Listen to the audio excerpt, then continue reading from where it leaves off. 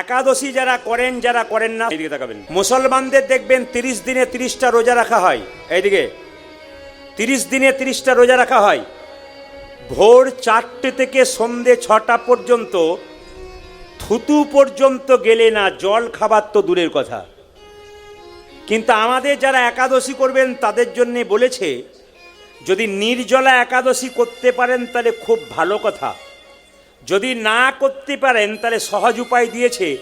আপনি জল খেতে পারেন, আপনি শরবত খেতে পারেন, আপনি ফল খেতে পারেন, আপনি সবজি খেতে পারেন, আপনি বাদাম সেদ্ধ করে ভেজে খেতে পারেন, আপনি দুধের পায়েস খেতে পারেন, আপনি তো সবই খেতে পাচ্ছেন, অথচ গোবিন্দের জন্য একটা দিন দিতে পারছেন না। একটু পর একটা মাসের মধ্যে 2টো দিন কিন্তু ভগবানের। আপনার রবিবার, সোমবার, মঙ্গলবার, বুধবার, বৃহস্পতিবার, শুক্রবার, শনিবার দেখেন তো, কিন্তু 2টো বার মাসে শুধু গোবিন্দের জন্যে। ওই 2টো হচ্ছে একাদশীর দিন, ওটা ভগবানের বার। একাদশী যদি করতে পারেন আপনার লাভ আছে। একাদশীর আগের দিনে দাঁত মেজে নেবেন, রাত্রিবেলায় জিভ ছুলে নেবেন, রক্ত যেন না বেরোয় জিভে, যেন দাঁত না কেটে যায়, যেন মাড়ি না কেটে যায়। আর যে পেস্টে আপনি দাঁত মাজন করছেন ওই পেস্টের মধ্যে লবণ থাকে, তাই লবণযুক্ত পেস্ট কিন্তু মুখে নেবেন। একাদশী দিনে পঞ্চশস্য বারণ, পাপ লুকিয়ে থাকে, এগুলো আমরা বুঝি না, অনেকে বুঝতেই পারি না। আমার এলাকায় ব্যাংকের ম্যানেজার আছে, এই কম বয়স, কত হবে, খুব বেশি হলে 35 বছর বয়স। সে একাদশীর দিনে দেখছি প্রসাদ নিয়ে এসছে বাড়ি থেকে তৈরি করে, সে কাজ ছেড়ে দিয়ে 10 মিনিটের জন্য বসে প্রসাদ পাচ্ছে, প্রণাম করছে, মাত্র 35 বছর বয়স। বাড়ি কোথায়? নদিয়াতে। বললাম আপনি কোথায় শিখলেন? বলছে এটা তো আমার মা বাবা প্রথম থেকে শিখিয়ে দিয়েছে, ছোট থেকে আমাদের বাড়ির আচার। বিরাট মানুষ, ব্যাংকের ম্যানেজার, স্টেট ব্যাংকের। লক্ষ্য করুন, তিনি নিরামিষ খাচ্ছেন আর তিনি একাদশী পালন করছেন। আমরা পারলাম না, আমরা কোথায় রইলাম? অ্যাপেলো চেন্নাই চিকিৎসা করতে গেলাম মুসলিম একজন ডাক্তার মশাই কাছে। তিনি তো অ্যাপেলো চেন্নাইয়ের ডাক্তার, ইংল্যান্ড আমেরিকা থেকে পাস করে এসেছে। তিনি দেখছেন রোজা রেখেছে, তার মানে কি উনি শেখাচ্ছেন, আমার মা বাবা শিখিয়েছেন। মনমোহন সিং মাথার মধ্যে পাকড়ি রেখেছিল, প্রধানমন্ত্রী হয়েছিল, পাকড়ি খুলেছে, তিনি শিখিয়ে দিলেন পাকড়ি আমার ধর্ম, আমি যত বড়ই মানুষ হই পাকড়ি আমি খুলবো না। আর আমরা একটু যদি কিছু হয়ে যায় না সমাজে, সব কিছু ত্যাগ করে বলি ধর্ম মানি না। এটা হিন্দুরা বলে, বাকি কোনো জাতি বলে না। এটা হিন্দুরাই শুধু বলে, যদি সমাজ একটা কিছু হয়ে যায় বলে আমি ধর্ম মানি না, মানুষ মানি। ধর্ম মানতে হবে ভাই, ধর্ম তোমাকে মানতে হবে। ওরকম বাজে কথা বলে লাভ নাই, আমি মানুষ মানি। মানুষ মানো, ধর্ম মানো। পৃথিবীতে এসেছো তুমি শিক্ষা দাও। তোমার ছেলেকে কি শিক্ষা দিয়ে গেলে? বিখ্যাত বিজ্ঞানী আইনস্টাইন জীবনে কোনোদিন মাছ মাংস খায় নাই, একবারে নিরামিষ ভোজী মানুষ। বিখ্যাত বিজ্ঞানী আইজাক নিউটন গোবিন্দ বিশ্বাস করতেন। সবাই তাকাবেন। টাকার উপরে একজন মহাপুরুষের ছবি আছে, তার নাম কি? জোরে বলুন। টাকার উপরে একজন মহাপুরুষের ছবি আছে, তার নাম কি? মহাত্মা গান্ধী। এই মহাত্মা গান্ধী সকালবেলায় ঘুম থেকে উঠে গীতা পড়তেন, আর গীতা পড়তে পড়তে বলতেন, আমাকে সম্পদ দিও না বিপদ দিও। সম্পদ দিলে তোমাকে ভুলে যাব, আর বিপদ দিলে তোমাকে মনে রাখতে পারবো। এ পৃথিবীতে আপনার ছেলেকে যদি আপনি বড় করতে চান, এই মায়ের কাছে কথা দিয়ে গেলাম, যদি কোনো মা ছেলেকে কৃষ্ণ ভক্ত করতে পারেন আর ছেলে যদি বিখ্যাত মানুষ হতে পারে, তাহলে বুঝবেন আপনার জন্য হয়েছে। একজন মা পারে তার ছেলেকে বিরাট জায়গায় করে দিতে। কেন? সবাই তাকাবেন। মায়ের ভালোবাসা বাবার ভালোবাসার মধ্যে তফাৎ আছে। ছেলেকে যখন রাস্তা দিয়ে মা নিয়ে যায় তখন কোলে করে নিয়ে যায়, আর বাবা যখন নিয়ে যায় তখন কাঁধে করে নিয়ে যায়। জোরে বলুন হ্যাঁ না না। এর একটা যুক্তি আছে, বুঝবে এখনই। ছেলেকে মা কোলে করে নেয় কেন, কাঁধে নেয় না কেন? মা ছেলেকে চোখের আড়াল করতে চায় না, সবসময় কোলেই রাখে। ছেলে যদি বাইরে চাকরি করতে যায়, বাড়ির সবাই আনন্দ পায়, প্রথম দুঃখ পায় মা। ঠিকঠাক থাকতে পারবি তো বাবা? দেখে নেবেন, খালি মায়ের ওই চিন্তা। আর যখন থেকে যাবে তখন থেকে সবাই বাড়ির ঘুমোবে, মা খালি অপেক্ষা করবে কখন আমার খোকার ফোনটা আসে। শুনে নিন কথাগুলো। আর বাবা কাঁধে রাখে কেন? শিক্ষা আছে, বড় বড় মহাজনদের কথা। বাবা কাঁধে রাখে কেন? বাবা বলতে চাই, আমি যা হয়েছি, আমার চাইতে তুই যেন আরো বড় হতে পারিস। আমি যদি মাস্টার হয়েছি, তুই প্রফেসর হ। আমি যদি চাষি হয়েছি, তুই অন্তত শিক্ষিত হ, কারণ আমার চাইতে তুই বড় হ। এই জন্য সবার কাছে নিবেদন রইল, যত বড় বড় মানুষ পৃথিবীতে হয়েছে সবাই মা বাবাকে শ্রদ্ধা করে হয়েছে, আর মা বাবা তৈরি করে দিয়েছে। যত বড় বড় মানুষ পৃথিবীতে হয়েছে সবাই বলেছে দেখবেন মায়ের জন্য হয়েছে। ঈশ্বরচন্দ্র বিদ্যাসাগর মায়ের জন্য হয়েছে। শাল এনেছিল মায়ের জন্য, মা নেয় নাই, বাক্সে ভরেছিল। বিদ্যাসাগর জিজ্ঞেস করেছিল, মা তুমি শালটা নিলে না কেন? নিলাম না এই জন্যে, পাড়া প্রতিবেশীর মা ঠান্ডায় কাঁপছে, ওদের আনবি সেদিন নেবো। ওদের এনেছে, তারপর মা নিয়েছে। শুধুই কি মা সাগরের মা, বিলের মা, খালের মা নয়, মা হলো বিদ্যাসাগরের মা। এমনি মা হওয়া যায় না বাবা, মা হতে গেলে অনেক গুণ থাকা যায়। এই যে মায়ের আজকে দিনটা দিলেন রাত্রিবেলায়, কিছু মনে করবেন না। মালদাতে গান করছিলাম, একজন মা গোবিন্দ সেবা করছে ডান হাতে, আমাদেরকে সেবা দিচ্ছে ডান হাতে, কিন্তু নিজে খাচ্ছে বাঁ হাতে। ওনাকে জিজ্ঞেস করলাম, মা তোমাকে আমি দেখতে পাচ্ছি দুদিন ধরে নিজে ডান হাতে খাচ্ছ না, গোবিন্দকে দিচ্ছ, বৈষ্ণবকে দিচ্ছ, আর নিজে বাঁ হাতে খাচ্ছ কেন? বলছে বাবা কারণ আছে, আমার ছেলের জন্যে। 7টা ছেলে মরে যাওয়ার পর একটা ছেলে হয়েছে। গোবিন্দের কাছে প্রার্থনা করেছিলাম, প্রভু এই ছেলে যদি আমার বেঁচে থাকে না, আমি ডান হাতটা তোমাকে দেবো, বৈষ্ণবকে দেবো, কিন্তু নিজে বাঁ হাতে খাবো। বলছে ছেলের আজ 17 বছর বয়স হয়ে গেল, আমি ডান হাতটা গোবিন্দকে দিয়ে দিয়েছি, আমার ছেলের জন্য আমি বাঁ হাতে খাই। 17 বছর নয়, আমি যতদিন বেঁচে থাকবো ততদিন গোবিন্দকে ডান হাতটা দিয়েই যাব। একজন মা তার সন্তানের জন্য কত ত্যাগ স্বীকার করতে পারে, সবচাইতে লজ্জার ব্যাপার আমাদের সংসারে কিছু অধম বদমাই সন্তান আছে, মা বাবাকে চিনতেই পারে না। মায়ের মতো আপন কেউ হয় না। চাণক্য পণ্ডিত তার মায়ের কোলে বসে আছে, তখন পণ্ডিত হয় না, ছোট্ট বাচ্চা ছেলে। মায়ের এগুলো বলবো তো না বলবো না? এই যে চশমা বলবো? হ্যাঁ, না বললে তো চেতন হবে না। না কি বলছেন? কীর্তনে তো মজা আছে, কথা আছে, সব কিছু আছে। চাণক্য যখন 5 বছর বয়স ছিল, তখন চাণক্যর মায়ের কোলে বসছিল। দাঁত দুটো চাণক্যের বড় বড়। চাণক্যদেবের ছবিটা দেখবেন, সামনের দাঁত দুটো নাই। মহাপুরুষ হলো কেন? এত সোজা নাকি? মাকে ভালোবেসে, আর মা তৈরি করে দিয়েছে। দাঁত দুটো এরকম বড় বড়। সঙ্গে সঙ্গে জ্যোতিষ বলেছিল, মা তোমার ছেলে রাজা হবে। আর যখনই মা শুনলো আমার ছেলে রাজা হবে, চাণক্যকে কোলে নিয়ে বললো, চাণক্য তুই তো মা রাজা হবি রে বাবা। বলছে, মা আমি রাজা হব? হ্যাঁ, রাজা হলে কি হয়? মা তখন চোখের জলে ভেসে বলল, রাজা হলে ছেলে মাকে ভুলে যায়, রাজা হলে ছেলে স্বর্গের ওপরে থাকে, মা নিচে পড়ে কাঁদে। মা আমি যদি রাজা হয় তাহলে আমি ভুলে যাব? আমার দাঁত দুটো বড়, ওই জন্য আমি রাজা হব? মায়ের কোল থেকে নেমে একটা পাথরের টুকরো নিয়ে দাঁত দুটো ফটাফট ভেঙে দিচ্ছে। এই 5 বছরের ছেলে দাঁত দুটো ফটাফট ভেঙে দিচ্ছে। আর সঙ্গে সঙ্গে মা বলছে, খোকা করলি কি? তোর মুখ থেকে গড় গড় করে রক্ত পড়ছে, তুমি দাঁত ভেঙে দিলি? চাণক্য বলল, মা দাঁত দুটো বড় থাকলে আমি রাজা হব, আর রাজা হলে তোমায় ভুলে দেব। দাঁত দুটো ভেঙে দিলাম, আর আমি রাজাও হব না, আর তোমায় কোনোদিন ভুলেও থাকতে পারবো। পৃথিবীতে যত পুরুষ বড় হয়েছে সব স্ত্রীর জন্য হয়, কেউ মায়ের জন্য হয়, কেউ স্ত্রীর জন্য হয়, কেউ মায়ের জন্য হয়। ওই জন্য আমি প্রতিটি আসরে বলি, আপনার মাকে যেমন সম্মান দেবেন, আপনার স্ত্রীকে সেই তদ্রূপ সমান সম্মান দেবেন। কাঁটায় কাঁটায় কম বেশি করবেন না, দুজনকে সমান দেবেন। কেন? একজন রক্তের বান বন্যা বয়ে দিয়ে পৃথিবীর আলো দেখিয়েছে, আর একজন নারী আত্মীয় স্বজন সবাইকে ত্যাগ করে তোমার পাশে এসে দাঁড়িয়েছে। এই দুজনকে সম্মান দাও। গোবিন্দকে ডাকতে হবে না, গোবিন্দ তোমার কাছে এসে দাঁড়ায়। এই সমাজ তৈরি করার কীর্তন, এই সমাজকে তৈরি করতে হবে, জাগাতে হবে। হিন্দু সনাতন ধর্মকে বাঁচাতে হবে, গর্ব করে বলতে হবে আমি হিন্দু। সনাতন ধর্ম মানে কি? ছিল, আছে, থাকবে, চির নতুন। এ হলো সনাতন। তা বলে এই নয় নিজের ধর্মকে বড় করবেন, অন্য ধর্মকে ছোট করবেন, তা করবেন না। সব ধর্মকে সমান সম্মান দেবেন।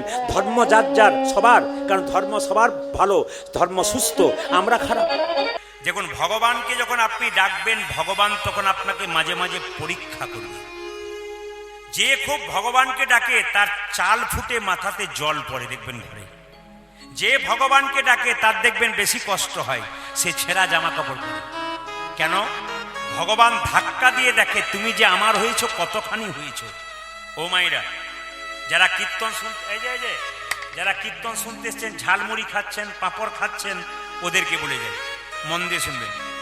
কৃষ্ণ ভজন কারা শিখল?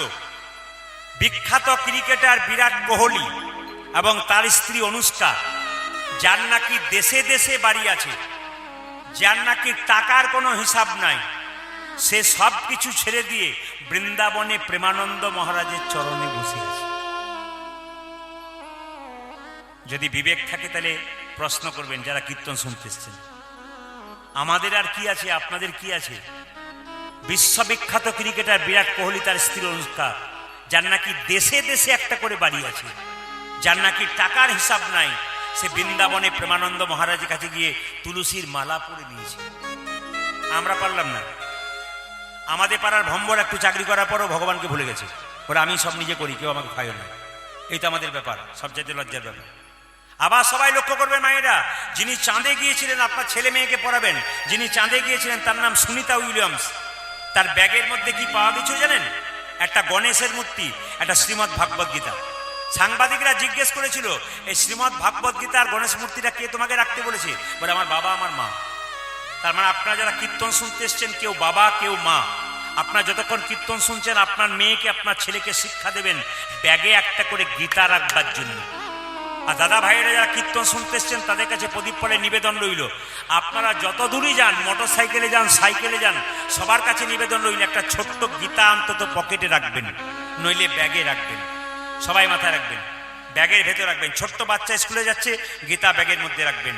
দেখবেন অনেক বিপদ থেকে রক্ষা পাওয়া যায় যদি গীতাকে কাছে রাখা যায়। মহাজনরা বলেছে, কিছু ভালো লাগুক না লাগুক, খাও একটু তিতা, শরীরে লাভ হবে। তিতা তিতা। আর ভালো লাগুক আর না লাগুক, পড়ো একটু গীতা। গীতা যদি কেউ পড়তে না পারে, তবে গীতা যদি কেউ মাথায় ঠেকিয়ে নেয়, তাতে কিন্তু কাজ আছে। ওই জন্য বারবার বলবো, আপনার স্বামী যখন বাইরে যাবে, একটা গীতা অন্তত তাকে দেবেন। বলে বাবা ছোট্ট গীতা একটা রাখো। তোমার ছেলেকে বলবে, বাবা তোমার একটা ছোট্ট গীতা রাখো। স্বামীকে বলবে, একটা ছোট্ট গীতা রাখো। অনেক লাভ আছে। আমি তার প্রমাণ দিয়ে দিই আপনাদের কাছে। যে বছর 2000 টাকার নোটটা চেঞ্জ হলো, আমি কলকাতা থেকে গান করে আসছিলাম, আমার ড্রাইভার ঘুমিয়ে গেল, আমিও ঘুমিয়ে গেছিলাম। এত জোরে ধাক্কা মেরেছিল, গোটা গাড়িটা একবারে কি বলবো, দুমড়ে মুচড়ে এরকম ছোট হয়ে গেছিল। আশ্চর্যের ব্যাপার, অত বড় গাড়িটা দুমড়ে মুচড়ে ছোট হয়ে গেল, চাকা ওপর দিকে। সবাই ভাবছে একটাও বেঁচে নেই। গাড়ি কেটে কেটে সবাইকে বের করা হলো। আমরা বাঁচলাম কি করে? পুলিশ অফিসার জিজ্ঞেস করেছিলেন, প্রদীপবাবু বাঁচলেন কি করে? সেদিন ব্যাগ থেকে গীতাটাকে বের করে বলেছিলাম, স্যার এইটার জন্য বেঁচে গেলাম। তো পুলিশ অফিসার সেই দিন বাঘের মতো গর্জন, উনি আমাকে বললেন গাড়িটা টানবার জন্য 20,000 টাকা লাগবে, ওই টাকাটাকে দিয়ে যান। আমি টাকা জমা দিয়ে এসেছিলাম সেই দিন। 10 দিন পরে আসবেন, গাড়িটা নিয়ে যাবেন। গাড়িটা যখন নিতে গেলাম, গাড়ি একবারে চুরমার হয়ে গেছে। উনি সেদিন দেখলাম টেবিলে বসে আছেন, উনি 20,000 টাকাটা টেবিলে নিয়েই বসে আছেন। বললাম কি ব্যাপার, টাকাটা টেবিলে এখনো রয়েছে? না না, টাকাটা আমি নিয়ে গিয়েছিলাম, কিন্তু আমার বিবেক আমাকে ধাক্কা দিল। বলে কেন? এই টাকাটা আপনি নিয়ে যান, গোবিন্দ সেবায় লাগিয়ে দেবেন, আর আমাকে একটা শ্রীমদ্ ভাগবত গীতা দিন। বলে কেন? আমি যতদিন চাকরি করছি, আর আমার 4 বছর চাকরি আছে, আমি সারা জীবন শ্রীমদ্ ভাগবত গীতা এবং ভগবান শ্রীকৃষ্ণকে সঙ্গে করে জীবন কাটিয়ে দেব। বিপদে না পড়লে, চৈতন্য না হলে কেউ গোবিন্দ ডাকে না। ঘরে যখন জল থাকে তখন কেউ জল আনতে যায় না। শরীরে যখন ক্ষমতা থাকে কেউ গোবিন্দকে ডাকতেই চায় না। তখন তো নিজেকে রয়্যাল বেঙ্গল টাইগার মনে করে। যখন ক্ষমতা শেষ হয়ে যায়, বাড়ির লোক আর ভালো করে দেখে না, তখনও বুঝতে পারে কত ধানে কত চাল। সেই দিন বুঝবে এ সংসারে কেউ কারো নয়, তখনও বুঝবে গোবিন্দ ছাড়া। আরে কত লাল চলে গেল, তুমি তো কোন দূরের কথা। কতজন বুঝতে পারলো, তোমাকেও বুঝতে হবে। কি ভেবেছো সংসার সংসার করছো? করতে হবে, সংসারের কর্তব্য কর্ম। তুমি সংসার করেছো, আসল কর্তব্য যেন না ভুলে যাও। একজন আমাকে জিজ্ঞেস করেছে, প্রদীপবাবু আপনি তো খুব কীর্তন করেন, ভগবান কোথায় আছে বলতে পারবেন? আমি ওনাকে বলেছিলাম যে আপনার বাড়িতে জলের ট্যাঙ্কি আছে? বলে হ্যাঁ আছে। তা জলের ট্যাঙ্কিতে জলটা ওঠে কি করে? বলছে সুইচ টিপে দিই জল উঠে যায়, আর কলটা দেবে দিই জল নেমে যায়। বললাম তাহলে তুমি সুইচ টেপো, তারপর জল ওঠে, আর কলটা দেবে দাও, তারপর জল নামে, জল ট্যাঙ্কিতে জল দিলে। আচ্ছা বলো তো, নারকেল গাছের উপরে যে গোল গোল ট্যাঙ্কি আছে, ওখানে কে জল ভরেছে? আমাকে উত্তর দেবেন আপনারা। নারকেল গাছের উপরে যে গোল গোল ট্যাঙ্কিগুলো রয়েছে, ওখানে কে জল ভরতে গেছে? উনি বলছেন তাহলে উনি কি ভগবান? বলো উনি ভগবান, যে জল ট্যাঙ্কিতে জল ভরেছে। একটা বাচ্চা জন্মের পরে কি খাবে? মা ভেবেছে না, বাবা ভেবেছে না, পরিবারে কেউ ভেবেছে? হরলিক্স, ল্যাকটোজেন, ন্যাস্টোজেন কিনে এনেছে? না আনে নাই। ভগবান মায়ের স্তনদুগ্ধে এমন মধুভাণ্ড দিয়েছে আগে থেকে, পৃথিবীর কেউ দেয় নাই। শুনবেন ভালো করে, যে আমার জন্য এত করলো, তার জন্য একটুখানি না করলে আমি তো বেঈমান। হিন্দু সনাতন ঘরে জন্ম নিয়ে কেউ যদি হরিনাম না করে, হাত না তোলে, ভগবানের নাম না শোনে, ও তো বেঈমান। ও তো 1 নম্বরে বেঈমান। আমি দাঁড়িয়ে বলে গেলাম হাজার হাজার মানুষের সামনে, ও তো 1 নম্বরে বেঈমান। ও ভগবানের সঙ্গে বেঈমানি করেছে, ও সংসারের লোকের সঙ্গে বেঈমানি করবে কেন? ভগবান মায়ের স্তনদুগ্ধে এমন মধুভাণ্ড দিয়েছে যা পৃথিবীর কোথাও পাওয়া যায় না। মায়ের দুধটা খুব গরম নয় যাতে বাচ্চার জিভ পুড়ে যায়, মায়ের দুধটা খুব টক নয় যাতে বাচ্চার অম্ল হয়ে যায়, মায়ের দুধটা খুব মিষ্টি নয় যাতে বাচ্চার সুগার হয়ে যায়, মায়ের দুধটা খুব ঠান্ডা নয় যাতে বাচ্চা সর্দি লেগে যায়। নদীতে দিল জল, গাছে দিল ফল, তিনি আমাদের জন্য এত কিছু দিলেন, আমরা তার জন্য কি করলাম? এই প্রশ্ন করেছিল অনেক মহাজন। বিখ্যাত বিজ্ঞানী আইজাক নিউটন ভগবান বিশ্বাস করতেন। বিখ্যাত বিজ্ঞানী আইনস্টাইন জীবনে কোনদিন আমিষ খাই নাই, সারা জীবন নিরামিষ খেয়েছে। আমরা পারলাম না। হতভাগা আমরা শুধু খেলাম, কর্ম করলাম, ঘুমালাম, চৈতন্য আমাদের হলো না। কীর্তন শুনতে এসে আমাদের ঘুম আসে, কীর্তন শুনতে এলো আমাদের ঘর যাবার ইচ্ছা করে। এর চাইতে লজ্জার হিন্দু জাতির কি থাকতে পারে? তাই বারবার চৈতন্য জাগিয়ে দিয়ে গেলাম, আপনি জাতিতে হিন্দু, নিজেকে গর্ব করে বলবেন আপনি হিন্দু, আপনি সনাতন ধর্মের মানুষ, আপনাকে সনাতন ধর্ম করতে হবে। আসুন, আজকে সুদামা কি করলো মায়েরা? সুদামা যখন কৃষ্ণের সঙ্গে গুরুগৃহে দেখা হলো, সুদামাকে কৃষ্ণ, সুদামা এই তুই আমাকে কতক্ষণ ভালোবাসি, আজ পরীক্ষা হবে। বলে কেন? তুই আমার জন্য কি করতে পারিস? সুদামা বলছে কিছু মনে করিস না কানাই, তোর জন্য আমি জীবন দিতে পারি। জীবন দিতে পারিস? তবে এক কাজ কর, গুরুমা বাড়িতে সকালবেলায় রান্নাঘরে কতগুলো নাড়ু করেছে নারকেলের, আমার খাবার খুব ইচ্ছা আছে, তুই চুরি করে নিয়ে আয়। কৃষ্ণ বললো, সুদামা বললো কিছু মনে করিস না কানাই, জীবন আমি চুরি করি আমি করতে পারবো না। কৃষ্ণ বলল কর, আমি বলছি কর। তুই চুরি করতে বলছিস? বলে হ্যাঁ রে, তুই যে বলে আমার জন্য জীবন দিয়ে দিবি, তুই চুরি কর। সুদামা বলছে কিছু মনে করিস না, তুই নাড়ু খাবি তো, চুরি করার দরকার, আমি মায়ের কাছে যাবো, আমি নাড়ু এনে দেবো। বলছে না, আমি গুরু বাড়ির নাড়ু খাবো, নাড়ু এনে দিতে হবে, সবাই দেখায়। বলছে গুরুমা যদি দেখতে পাই, আরে গুরুমা তো স্নান করতে গেছে, আর গুরু বাবা তো মন্দিরে পুজো করছে, দেখবে কি করে? মায়েরা, কৃষ্ণ বলছে আমি যদি পাহারাদার থাকি তাহলে কেউ কখনো ধরতে পারে, আর আমি যদি কাউকে ধরাই তাহলে কেউ কখনো ছাড়তে পারে? হরিবল। আমি যদি কাউকে ধরিয়ে দিই তাহলে কি কেউ বলতে পারে ছাড়াতে পারবো? ভগবান কি করলেন দেখুন, সুদামা দরজার মধ্যে ঢুকে রান্নাঘরে একটা নাড়ু এনেছে দিয়েছে, আর একটা দিয়েছে, আর একটা এনেছে দিয়েছে, আর সঙ্গে সঙ্গে গুরুমা যখন স্নান করে বাড়ি ফিরেছে, অমনি কৃষ্ণ তাড়াতাড়ি গুরুমাকে বলছে, গুরুমা তাকিয়ে দেখো কে রান্নাঘরে নাড়ু চুরি করছে।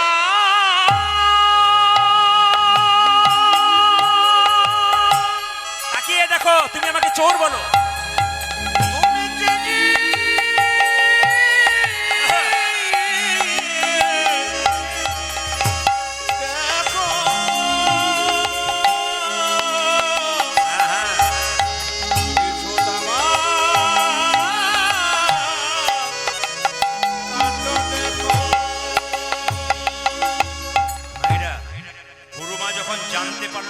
সুদামা নাড়ু চুরি করেছে, সুদামার চুলের মুঠি ধরে বলল, বেরিয়ে যা, বেরিয়ে যা, বেরিয়ে যা।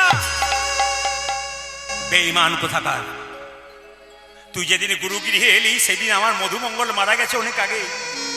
ছোট্ট বাচ্চা, তুই দেখতে মধুমঙ্গলের মতো, তোকে টেনে আমি ঢুকালাম, তোর গুরু বাবা তোকে জায়গা দিচ্ছিল না, তুই চুরি করলি, তুই বিশ্বাসঘাতকতা করলি, বেরিয়ে যা, তুই বেরিয়ে যা। বারবার যখন বলছে বেরিয়ে যা, বেরিয়ে যা, সবাই তাকানো। সঙ্গে সঙ্গে গুরু বাবা এসে বলছে আমার সুদামা চুরি করতে পারে না, নিশ্চয়ই কেউ চুরি করতে বলেছে। কৃষ্ণ সুদামাকে ইশারা করে বলছে আমাকে বল, আমি চুরি করতে বলেছি, আর আমাকে বল। সুদামা বলছে কানাই রে, জীবনে আমি চোর হব তবে তোকে চোর সাজতে দেব, আমি অপরাধী হব, আমি কেঁদে কেঁদে, আমাকে অপমান করতে পারে সবাই, তোকে অপমান করলে আমি সইতে পারি না। ভগবানকে যারা খুব ভালোবাসে না, ভগবানের নিন্দা কিন্তু সহ্য করতে পারে না, কিন্তু কিছু কিছু হিন্দু পারে। আপনার সামনে একজন ভগবানের নিন্দা করে, অথচ আপনি চুপচাপ পেরিয়ে যান, প্রতিবাদ করতে পারেন না। অন্য জাতির ভগবানকে নিয়ে একবার বলুন তো, আপনার পিঠের চামড়াটা তুলে দেবে, নুন লাগিয়ে ছেড়ে দেবে, কিছুই করতে পারবেন না। আমাদের বৈষ্ণব পেরিয়ে যাবে, ঠাট্টা করবে, আপনি ঠাট্টা করবেন, আর অন্য ধর্মের মানুষ পেরিয়ে যাবে, ঠাট্টা করে দেখুন তো, আপনার চামড়াটা তুলে দেবে, নুন লাগিয়ে দেবে আপনাকে, আপনার তখন ক্ষমতা নেই। আর নিজের ধর্মকে অপমান করার জন্য খুব আগে করে লেগে পড়েছে। এই জন্য বারবার বলবো, যারা এখানে বসে আছেন, নিজের ধর্মকে অপমান করবেন না। সবাই তাকান, কৃষ্ণ তোকে আমি অপমান করতে পারি না, তোকে চোর সাজাবো না, আমি চোর সেজে যাবো। মায়েরা সবাই তাকান, তবে কৃষ্ণ তোর জন্য চুরি করতে গিয়ে আমি ধরা পড়লাম, তোকে কথা দিয়ে গেলাম ভাই আমার গুরুদেবকে আমি সত্যি কথা বলবো না, আমি মিথ্যা কথা বলবো। গুরুদেবের চরণে বলবো, গুরুদেব আমি আমার জন্য চুরি করেছি। গুরু বাবা বললো, তুই তোর জন্য চুরি করেছিস? বেরিয়ে যা, বেরিয়ে যা, তোকে অভিশাপ দিলাম, তোর অভাব মিটবে না, তুই ভিখারি হবি, তুই ভিখারি হবি, তুই ভিখারি হবি। সুদামা বলে উঠলো, কানাই আমার গুরু বাবা আমাকে অভিশাপ দিস আমি ভিখারি হব, আমি না খেয়ে মরে যাব, কিন্তু তোর কাছে হাত পাতবো না। ও মায়েরা, ভগবানের মন্দিরে গিয়ে কত কেঁদে কেঁদে বলেন ছেলের চাকরি দাও, মেয়ের বিয়ে দাও, কত কাঁদেন, কিন্তু ভগবানের মন্দিরে চাইতে নাই। যে চাই সে অল্প পায়, আর যে চাই না এত পায় ভাবতে পারে না। কৃষ্ণ চলে যাচ্ছে, বলছে আমি তোর কাছে, সুদামা বলছে আমি তোর কাছে কোনোদিন চাইবো না কৃষ্ণ, আমার অভাব পড়লেও চাইবো না। চলে যাচ্ছে মায়েরা। কেন কাঁদাও কৃষ্ণ তুমি, এই কি নামের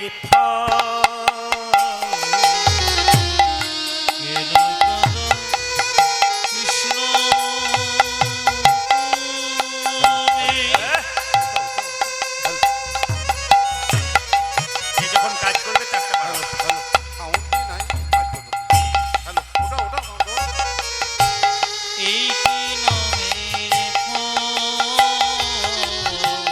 কেন কাঁদাও কৃষ্ণ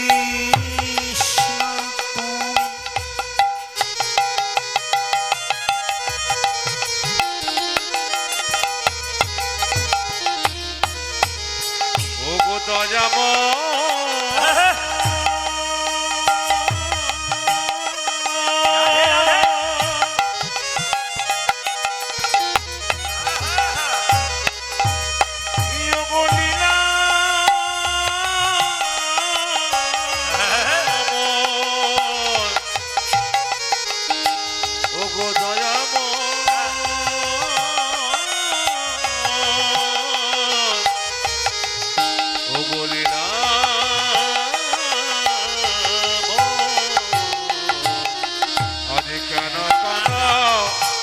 কৃষ্ণ তো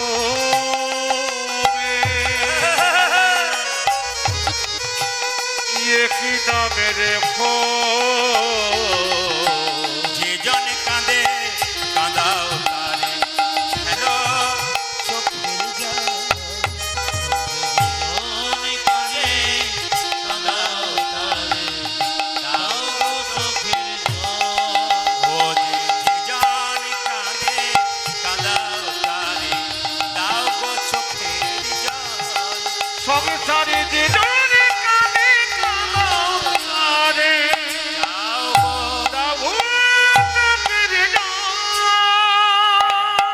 বাড়িতে গিয়ে বিয়ে করলো বসুন্ধরাকে, বসুন্ধরার সঙ্গে এত অভাব যে একবেলা খেতে পায়, একবেলা খেতে পায় না।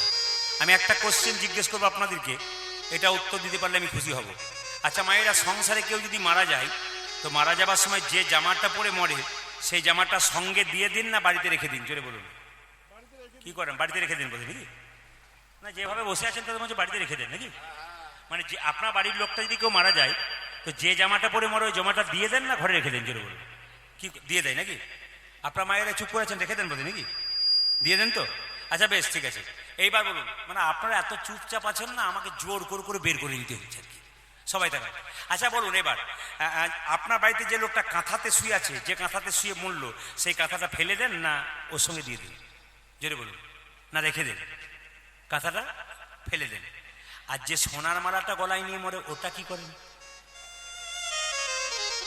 ওটাও বোধহয় ফেলে দেন নাকি? ওটা বোধহয় ফেলে দেন, ওটা নিয়ে নেন। এ সংসারে কেউ কারো নয় বাবা, শুধুমাত্র যতক্ষণ গলাতে মালটি আছে ততক্ষণ দেখবেন তাকাতাকি করে কতক্ষণ তুলতে পারি। এই বল, হ্যাঁ, রাধা রানী কি, শ্যাম সুন্দর কি, মদন মোহন কি। মায়েদের একটা কথা বলে যাব, স্বামী স্ত্রীর সম্পর্ক কেমন শুনে রাখুন, হাত এবং চোখের মতো। চোখ যদি কাঁদে,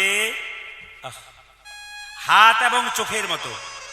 চোখ যদি কাঁদে, হাত তার জল মুছিয়ে দেবে, আর হাত যদি ব্যথা পায় তবে চোখ কাঁদবে। এরকম সম্পর্ক থাকলে কিন্তু আপনার ভগবান আপনার বাড়িতে আসবে, কোথাও যেতে হবে না। একজন স্ত্রী একজন স্বামীর মানসিক রোগের ডাক্তার। স্বামী যদি উল্টো পথে চলে যায়, স্ত্রী যদি সতী নারী হয়, স্বামীকে কি করে মায়েরা? যত্নের দ্বারা, ভালোবাসার দ্বারা এমন সেবা করে যে নিজের পথে আনতে বাধ্য হয়। এমন নারী পৃথিবীতে আছে। সতী নারী কাকে বলে? যে সকালবেলায় ঘুম থেকে করে স্বামীর পা ছুঁয়ে প্রণাম করে, সে হলো সতী নারী। আপনার এতজন মা এখানে কীর্তন শুনতে এসছেন, কে কে সকালবেলায় স্বামীকে প্রণাম করে? হাত তুলে দেখান, দেখি দেখান। কেউ করেন। একজন তুলেছে কিন্তু ডান দিকে, আর বাঁ দিকে এক একজন তুলেছিল, হাফ হাত তুলেছিল, ফুল হাত তুলে নেই। আচ্ছা, কারা কারা স্বামীকে প্রণাম করেন? হাত তুলে দেখান, দেখি দেখি দেখি দেখি দেখি। ও, এক দুজন তুলেছে, আমি তো আলোতে বুঝতে পারছি না, এক দুজন তুলেছে। আচ্ছা দাদা ভাইরা কিছু মনে করবেন না, মায়েদেরকে বলে রাখি, যারা প্রণাম করেন না, আজকে কীর্তন শুনে কাল সকাল থেকে স্বামীকে প্রণাম করবেন। আর দাদারা সব পাগুলো একটু ধুয়ে মুছে শোবেন, কাল সকালে আপনাদের প্রণাম মনে রাখবেন। হ্যাঁ হ্যাঁ, আপনার স্বামীর সঙ্গে আপনার কি সম্পর্ক একটা একটা করে বলবো, আপনারা হ্যাঁ বা না উত্তর দেবেন। আপনার স্বামী আপনার গুরু হয়? জোরে বলুন, জোরে বলুন।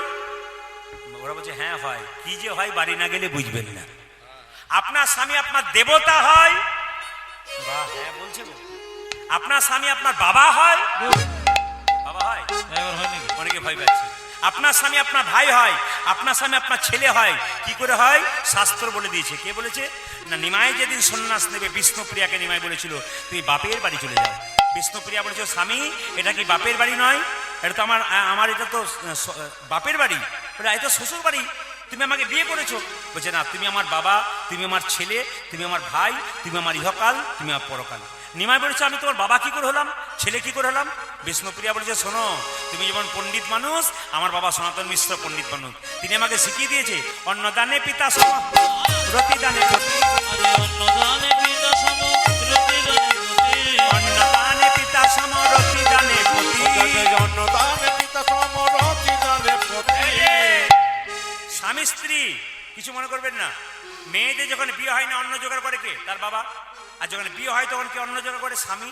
তাহলে অন্নদানে পিতা সম রতিদানে প্রতি, অন্নদানে পিতা সম রতিদানে প্রতি, অন্নদানে পিতা সম রতিদানে প্রতি। অন্নদানে পিতা সম রতিদানে প্রতি। ছেলে কখন হয়? ছেলে পিণ্ডদানে পুত্র সম অগতির গতি। আজ পিণ্ডদানে পুত্র সময় অগতির গতি, পিণ্ডদানে পুত্র সময় অগতির গতি। আজ পিণ্ডদানে পুত্র সময় অগতির গতি। স্বামী স্ত্রী বেঁচে আছে, তাদের কোনো ছেলে মেয়ে নাই। আগে যদি স্ত্রী মারা যায় তবে স্ত্রীর পিণ্ড দিতে পারে তার স্বামী। স্বামী স্ত্রী বেঁচে আছে, কোনো ছেলে মেয়ে নাই, আগে যদি স্ত্রী মারা গেল তার পিণ্ড কে দেবে? স্বামী পিণ্ড দেবে। আর স্বামী যখন পিণ্ড দেবে, স্বামী ছেলের ভূমিকা গ্রহণ করবে। পিণ্ডদানে পুত্র পিণ্ডদানে পুত্র সময় অগতির গতি, পিণ্ডদানে পুত্র সময় অগতির গতি। আজ পিণ্ডদানে পুত্র সময় অগতির গতি। আর উপদেশে গুরুতুল্য সেবাতে দেবতা, রোগী দিও শুধু সম বিপদে উদানে নির্ভতা, রুগে তুজা তুজা সম বিপদে দেবতা। রোগী দিও শুধু সম বিপদে নির্ভতা, তোমাদের প্রতি পুত্র প্রতি পিতা, প্রতিপুত্র প্রতিপিতা, প্রতি পুত্র প্রতি উদানে পিতা, প্রতি পুত্র প্রতি পিতা। প্রতি হলো পরম দেবতা, প্রতি পুত্র প্রতি পিতা। প্রতি হলো পরম দেবতা, প্রতিপুত্র ওই যে প্রতিপিতা, প্রতি হলো পরম দেবতা, প্রতি পুত্র প্রতি পিতা, প্রতি হল প্রাণদেবতা। প্রতি পুত্র প্রতি পিতা। প্রতি হল প্রাণদেবতা। প্রতিপুত্র প্রতিপিতা। প্রতি পুত্র প্রতি পিতা। বেশ বেশ, সবাই তাকান। এবার আমি সুদামার স্ত্রীর কথা একটু বলবো, সবাই একবার মাথায় কাপড়টা নেন এবং ভক্তি ভরে বসুন। সুদামার স্ত্রীর কথা আপনার সামনে বলবো, জোরে বলুন। সুদামার স্ত্রীর নাম কি ছিল? নাম কি ছিল সুদামার স্ত্রীর? বসুন্ধরা দেবী। প্রতিদিন শুনছো কি নাম বললাম মায়েরা? বসুন্ধরা দেবী তার স্ত্রীর নাম। সবাই তাকাবেন। এত অভাব, একটা কাপড় পরে আছে ওইটাই ধুয়ে নেয়, আবার ওইটাই গায়ে শুকিয়ে নেয়। তাহলে বুঝতে পারছেন কত অভাব? আপনাদের বাড়িতে স্বামী 7টা কাপড় দিয়েছে, বাক্সে 4টা, বাইরে 3টে রেখেছেন, কিন্তু সুদামার স্ত্রী এত ভাবী যে একটা কাপড়ই আছে, স্নান করে ওই কাপড়টাই পরে আর গায়েই কাপড়টা শুকিয়ে নেয়। 2টি মাত্র ছেলে না খেয়ে শুয়ে আছে। সুদামার স্ত্রীকে দেখে দিয়ে বলছে স্বামী, কৃষ্ণ নাকি দ্বারকার রাজা, সে নাকি তোমার বন্ধু, একবার তার কাছে যাও, তোমার অভাবের কথা বলো, যদি সে কিছু দিতে পারে তো দেবে, একবার যাও। স্বামী বলল শোনো, আমি আমার বন্ধুর কাছে আমি যাব না, আর আমি কিছু চাইব না। স্ত্রী মনে মনে ভাবলো, স্বামী এত অভাব, এ তো ভগবানের লীলা, তুমি যাচ্ছ না, আমার ছেলেগুলো না খেয়ে পড়ে যাবে। হে গোবিন্দ, আবার কি খেলা খেলিবে শিহরি, কি খেলা পড়ল মনে,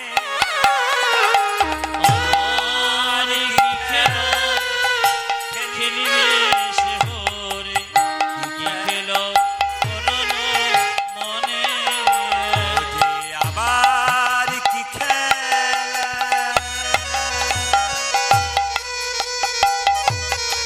খেলিবে শিহরি, কি খেলা পড়ল মনে।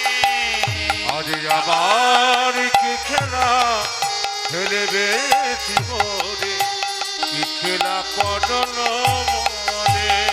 ওজে ওগো লীলাময়, ওগো শ্রী হরি লীলা, বুঝিব কেমনে।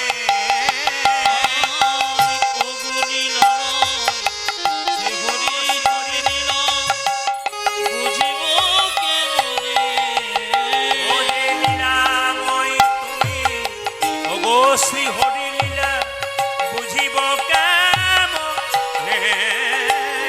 আজ তোমায় তুমি ভগবতী বলি লীলা, বুঝিব কেমনে। ওজে আবার কি খেলা খেলিবে শিহরি, কি খেলা পড়ল মনে। ওগো আবার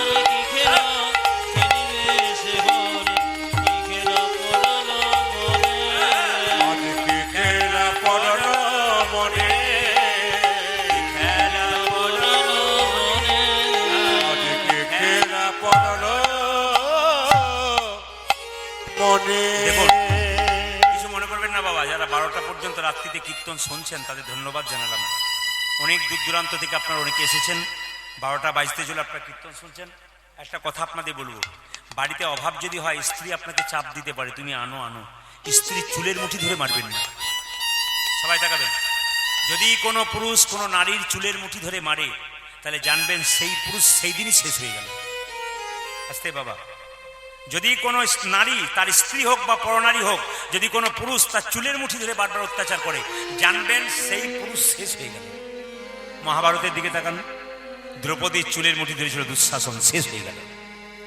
মায়েরা, রাবণের চুলের মুঠি ধরে, সীতার চুলের মুঠি ধরেছিল কে? জোরে বলুন, কে ধরেছিল? রাবণ, শেষ হয়ে গেল। এই জন্য বারবার বলবো, যে যেখানে বসে আছেন, আমি বারবার বলবো, স্ত্রী মায়েদের অন্তত চুলের মুঠি ধরে বা চুলে হাত দিয়ে কেউ মারবেন না। দুটো কথা বলতে পারেন কিন্তু আঘাত করবেন না, আপনি শেষ হয়ে যাবেন। যে পুরুষ দেখবেন বারবার নারীকে অত্যাচার করে চুলের মুঠি ধরে, ওই পুরুষের জীবন উন্নতি হয় না, ও ধ্বংসের পথে চলে যায় 100%। যা বেই একবার লিখে দিয়েছে রামায়ণ দেখুন, মহাভারত দেখুন, সব জায়গাতে প্রমাণ দিয়ে চলে গেছে, পুরুষের নারীর চুলের মুঠিতে হাত দিতে নাই। একটু প্রমাণ দেখুন আপনারা। যেদিন দ্রৌপদীর বস্ত্রণ হয়েছিল মা, আপনারা শুনলে চমকে যাবেন, যেদিন দ্রৌপদীর কাপড়টা টানা হবে না, সেদিন 80,000 মানুষ বসছিল একটা মেয়ের কাপড় টানা হবে দেখবে বলে, মহাভারত। আর সেই দিন দ্রৌপদী কি অবস্থায় ছিল জানেন? মায়েরা যেমন 4 দিন অসুস্থ অবস্থায় থাকে, রজস্বল অবস্থায়, মায়েরা যে 4 দিন রজস্বল অবস্থায় থাকেন, সেই 4 দিন কিন্তু মন্দিরে ঢুকতে পাবেন না। সেই মন্দিরে দূর থেকে প্রণাম করতে পাবেন, হরিবাসরে আসতে পাবেন, দূর থেকে কীর্তন শুনবেন, কাউকে পা ছুঁয়ে প্রণাম করবেন না। ওই সময় মন্দিরে তো কোনো পুজোই দেবেন না, তুলসী গাছে জল দেবেন না, তুলসী গাছ পরিক্রমা করবেন না, মন্দির পরিক্রমা করবেন না, এগুলো আপনাদের নিয়ম। অসুচ অবস্থায় থাকবে সেই সময়, শাস্ত্র বলে দিয়েছে। যারা সতী নারী তারা করে, কিন্তু দ্রৌপদী সেই সময় বাড়িতে আলাদাভাবে ছিল। আগেকার মায়েরা, যারা মা কাকিমা ছিল, তারা যৌথ থাকতো, তো অত অসুবিধা হতো না। এখনকার মায়েরা সব একা একা বাড়ি রান্নাবান্না করতে হয়, কিন্তু নিয়ম অনুযায়ী মাকে রান্নাও করা উচিত না। ওই অবস্থায় কোনো মা অন্নপূর্ণার মন্দিরে রান্নাঘরে ঢুকবেই না, রান্না ছোবেই না। কিন্তু আজকালকার যুগে কোনো উপায় নেই, একটা পরিবার রান্না না করলে হবে না, ছেলে না খেয়ে স্কুলে যাবে কি করে, এই জন্যে করতে হয় বাধ্য হয়ে। কিন্তু হিসাব মতো আগেকার যুগে 3-4টা যা একসঙ্গে থাকতো, একজন অসুস্থ থাকলে আরেকজন রান্না করে দিত। এখন সম্ভব নয়। যেদিন দ্রৌপদীর বস্ত্রণ হয়েছিল মায়েরা, সেদিন দ্রৌপদী রজস্বল অবস্থায় ছিল, আর সেই অবস্থায় কিন্তু তার চুলের মুঠি ধরেছিল। যারা কীর্তন শুনছেন তারা শুনে যাবেন, আপনি যদি অপরের অমঙ্গল কামনা করেন তবে আপনার অমঙ্গল প্রথমে হবে। শুনে নিন ভালো করে, মহাভারত প্রমাণ দিচ্ছে। যদি আপনি কারো অমঙ্গল কামনা করেন না ভেতরে ভেতরে, আপনার অমঙ্গল কিন্তু প্রথমে হবে। কারো অমঙ্গল কামনা করার দায়িত্ব আপনার। গোবিন্দ বিচার করবে। আপনাকে কেউ মেরেছে, খারাপ কথা বলেছে, আপনার কিছু বলার দরকার নাই। একজন ওপরে আছে, তিনি দেখেছেন, তিনি শাস্তি দেবেন, তৈরি হয়ে আছেন। আপনার চিন্তা নেই, পাপ বেই। তো সবাই শুনবেন যে যেখানে বসেছেন।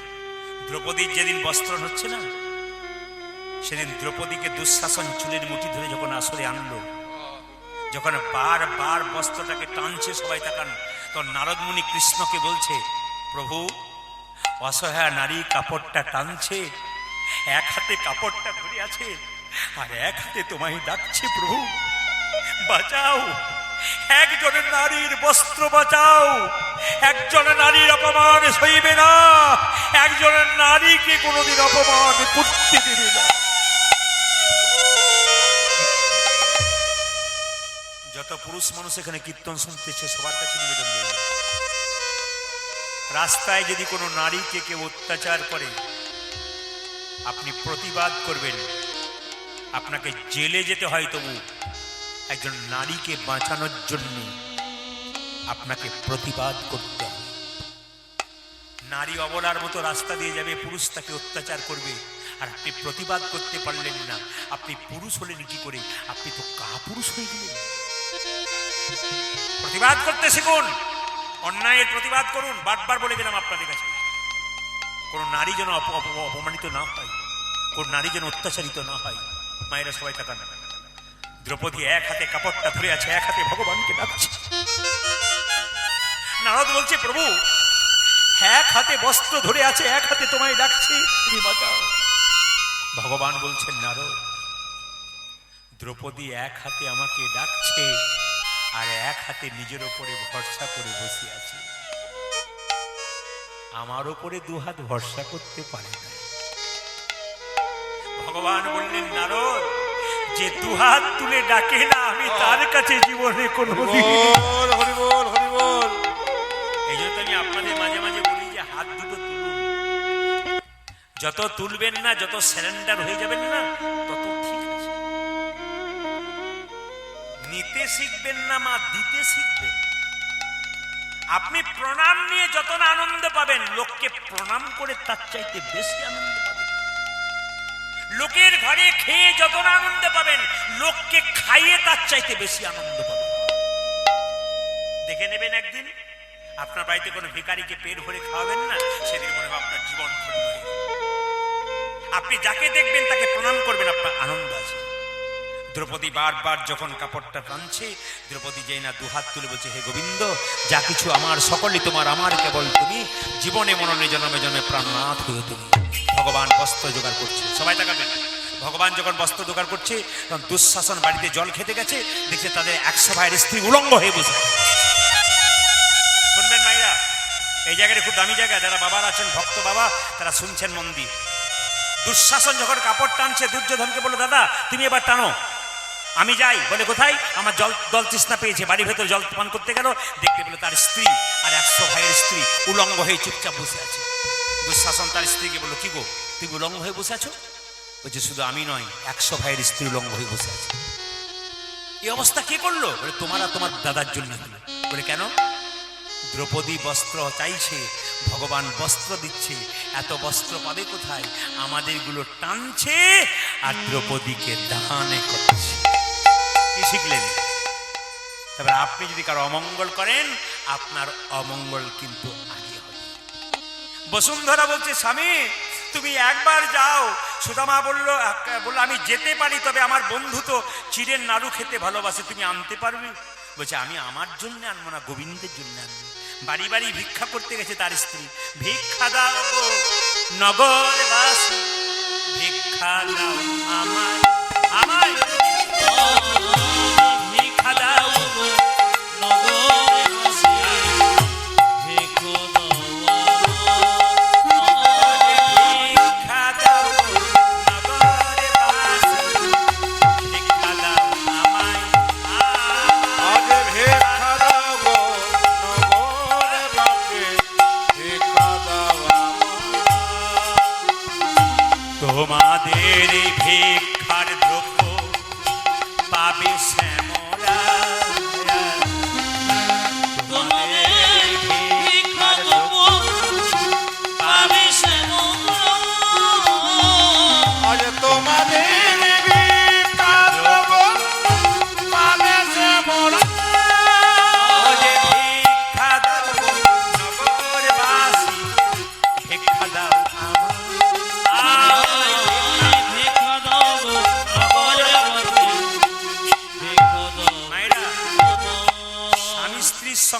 সবার ভাগ্যে গোবিন্দের নাম জোটে না। এই জন্য বারবার বলি মায়েরা, কীর্তন শুনবেন, তার একটাই লাভ কি, আপনার সংসারের মঙ্গল হবে, আপনার ছেলে মেয়ের মঙ্গল হবে। এই জন্য কীর্তন শুনতে হয়। একদিন বিপদে পড়লেন, গোবিন্দের মন্দিরে গিয়ে খুব কাঁদছেন, হে প্রভু আমার ছেলেকে বাঁচাও বাঁচাও বলে কাঁদছেন। যদি ভগবানকে ডাকেন, ভগবানের নাম করেন, তবে তো ভগবান আপনাকে বাঁচাবে। আর আপনি ভগবানের নামই করবেন না, নামই শুনবেন না, ভগবান আপনাকে বাঁচাবে কি করে? ব্যাংকে টাকা জমা দেবেন তবে তো সুদ পাবেন, আর ব্যাংকে টাকা না জমা দিলে আপনি সুদ পাবেন কি করে? লাঠি খেতে হবে পুলিশের কাছে। এই জন্য বারবার নিবেদন রইল, গোবিন্দের নাম যেখানে হয়, হরিনাম সংকীর্তন যেখানে হয়, সেখানে কীর্তন শুনতে হয়। কেন? আমরা জাতিতে হিন্দু, আমাদের সনাতন ধর্মকে রক্ষা করার দায়িত্ব প্রত্যেকটি হিন্দু জাতির। সনাতন মানে কি? ছিল, আছে এবং থাকবে। এই যে আপনারা কীর্তন শুনতে এসছেন কার জন্যে? যে দুটো বাহু তুলে দাঁড়িয়ে আছে, আপনারা যা ছবি দেখতে পাচ্ছেন, ছবিতে কি দেখতে পাচ্ছেন? মহাপ্রভুকে দেখতে পাচ্ছেন। একে শুধু দেখলে হবে না, ইনি কি করেছেন আগে দেখতে হবে। প্রথম বিয়ে করেছিল লক্ষ্মীপ্রিয়ার সঙ্গে, সে তো সাপে কেটে মরে গেল। দ্বিতীয় বিয়ে বিষ্ণুপ্রিয়ার সঙ্গে, নতুন বিয়ে করার পর তার স্ত্রীকে বাড়িতে রেখে দরজায় দরজায় হরিনাম বিলিয়ে বেড়াচ্ছে। কার জন্যে? তার জন্য কোনো পয়সা পেত না। আমরা কীর্তন করি, তার জন্য পারিশ্রমিক পাই। কিন্তু মহাপ্রভু দরজায় দরজার কীর্তন করেছেন, ভক্তকে হরিবল বলেছেন, একটা টাকাও নেয়নি। তাহলে কত অকাতরে হরিনাম, এই যে অকাতরে হরিনাম বিলিয়ে দিয়ে গেছেন। আজকে বিলিয়ে দিয়ে গেছেন বলে আপনারা বসতে পেরেছেন, আর আজকে বিলিয়ে দিয়ে গেছেন বলে আমরা এখানে আসতে পেরেছি। এই জন্য মহাপ্রভুকে সবাইকে সম্মান দিতে হবে। সনাতন না, সব ধর্মকে সমান ভালোবাসুন, সম্প্রীতি বজায় রাখুন, কিন্তু নিজের ধর্মকে ছোট করবেন না। বারবার বলবো, সাধু গুরু বৈষ্ণব রাস্তা দিয়ে পেরিয়ে গেলে আপনি কীর্তন করতে পারেন না পারেন, তাকে অন্তত সম্মান দেবেন। বাচ্চাদের শব্দ বন্ধ করেন, বাচ্চার কথা বন্ধ করুন ওখানে। হরে কৃষ্ণ। সবাই লোক কি বললাম, যে ভক্ত সাধু যখন রাস্তা দিয়ে পেরিয়ে যাবে, আপনি কীর্তন করতে পারেন না, উনি করছেন, উনাকে সম্মান দেবেন। এখন আপনি হিন্দু হয়ে যদি ওনাকে অপমান করেন, অন্য জাতির লোকগুলো কি বলবে? এরা নিজের ধর্মের লোককে সম্মান করে না, আমাদেরকে পেয়ে বসবে, পায়ের তলা থেকে মাটিটা চলে যাবে। তাই বারবার বলবো, নিজে হরিনাম করতে পারেন না পারেন, যারা করছে, যারা করাচ্ছে, তাদেরকে সম্মান দিন, দেখবেন আপনাদের লাভ আছে। এই জন্য মহাপ্রভু একা আসেনি, নিতাই চাঁদকে দিয়ে বলছে, দাদা তুমি জীবের দ্বারে হরিনাম দাও। কিভাবে? নয়নে দেখিবে জানি কৃষ্ণ নামে দেবে তার। দাদা নয়নে দেখিবে জানি কৃষ্ণ নামে দেবে তারি। তাই দাদা, যাকে তুমি চোখে দেখবে তাকে হরিনাম দেবে, বলুক আর না বলুক, বলাবে। নয়নে দেখিবে জানি হরিনাম দেবে তার। আজি নয়নে দেখিবে যারে কৃষ্ণ নামে দেবে তার। হ্যাঁ, নয়নে দেখিবে জানি কৃষ্ণ নামে দেবে তার। দাদা নয়নে দেখিবে জানি কৃষ্ণ নামে দেবে তারি। সাবধান, যেন জাতির বিচার করো না দাদা, যেন যাতে বিচার করো না দাদা, জাতির বিচার করো না দাদা। যেন জাতির বেচারে করো না দাদা। যারে দেখিবে নাম দেবে, জাতির বিচার করো না দাদা। তুমি যারে দেখিবে নামে দেবে, জাতের বিচার করো না ও যে দাদা। যারে দেখবে নাম দেবে, জাতির বিচার করো না ও দাদা। তুমি যারে দেখিবে নামি দেবে, জাতির বেচারে করো না দাদা। নিতাই চাঁদ বলছে, যাকে চোখে দেখবো তাকে হরিনাম দেবো, যদি না নেয়, বলছি যদি কেউ হরিনাম না নেয়, দাদা তুমি কি করবে জানো? প্রথমে ধরিবে হাতি, যদি না চাই নাম। দাদা প্রথমে ধরিবে হাতে, যদি না চায় নামে। দেখুন কত কি করেছে, হাতে ধরে ধরে হরিবল বলেছে। দাদা যাকেই দেখবে হাতে ধরে একবার বলবে হরিবল বলো। প্রথমে ধরিবে হাতে, যদি না চাই নামে। দাদা গো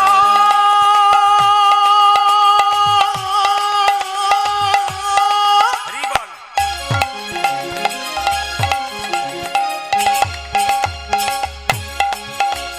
জানি জানি দামা দামা মা মামা গামা গামা গামা চাপা। প্রথমে ধরিবে হাতে, যদি না চায় নামে। হ্যাঁ হ্যাঁ, প্রথমে ধরিবে হাতে, যদি না চাই নামে। দাদা প্রথমে ধরিবে হাতে, যদি না চায় নামে। এই যে, হাতে ধরে বলবে হরি, তুমি হাতে ধরে বলবে হরি, হাতে ধরে বলবে হরি, যে হাতে ধরে বলবে ভরি। বলাবে হরি, বলবে হরি, হাতে ধরে বলবে হরি। তুমি বলবে হরি, বলবে হরি, হাতে ধরে বলবে ও হরি। যে বলাবে হরি, বলবে হরি, হাতে ধরে বলবে হরি। তুমি বলবে হরি, বলবে হরি, হাতে ধরে বলবে হরি। হাতে ধরার পর কে হরিনাম না নেই, শেষ উপায় পায়ে ধরে হরিবল বলাবে। আপনার সঙ্গে আমার ঝগড়া হলে কি বলবো? দাদা চলুন আমার বাড়িতে ভোজ হচ্ছে, একটু খাবেন না? আমি যাবো না, হাতে ধরে বলবেন। হাতে ধরার পর না বলে আপনার পায়ে ধরছে, একবার চলুন, তখন কিন্তু যাবে। তাহলে মহাপ্রভু কি করেছে?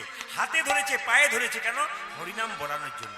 তার যিনি আমাদের জন্য এত কিছু করলেন তাকে আমরা সম্মান দেবো না? জোরে বলুন গৌরাঙ্গ মহাপ্রভু কি? হ্যাঁ, জয়টা দেবেন সবাই, কিন্তু যদি হিন্দু রক্ত শরীরে বইছে তাহলে দেবেন, আর যদি হিন্দু রক্ত না বইছে তাহলে দেবার দরকার নেই। বলুন গৌরাঙ্গ মহাপ্রভু কি? হাত তুলে বলবেন গৌরাঙ্গ মহাপ্রভু কি? একটু জোরে গৌরাঙ্গ মহাপ্রভু কি? আপনারা জয় বলছেন না ভয় বলছেন বুঝতে পারছি না, জোরে বলবেন কিন্তু। হ্যাঁ, একবার জোরে বলবেন গৌরাঙ্গ মহাপ্রভু কি? হ্যাঁ জোরে। রাধা রানী কি? নিতাই চাঁদ কি? শ্যাম সুন্দর কি? মদন মোহন কি? ঠান্ডা লাগছে কি? দেখলাম পরীক্ষা করে সবাই জয় দিচ্ছেন, এতে বুঝলাম আপনারা ডুবে গেছেন। আসুন মাইরা, মহাপ্রভু কি করলেন? বলছে এক কাজ করো, পাছে তারো লোটাইবে পাই। ও ওই দাদা দাদা গো, গো আছে তারো আছে তারো লোটাইবে ও যে পাছে তারো লোটাইবে পাই। ওয়ে দাদা পাঁচে তারো লোটারিবে পা বলি পায়ে ধরে বলিবে ঘড়ি, ধরে বলিবে ঘড়ি পায়ে ধরে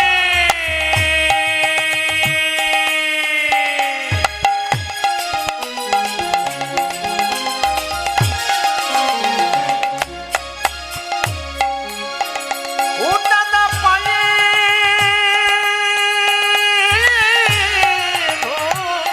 আরে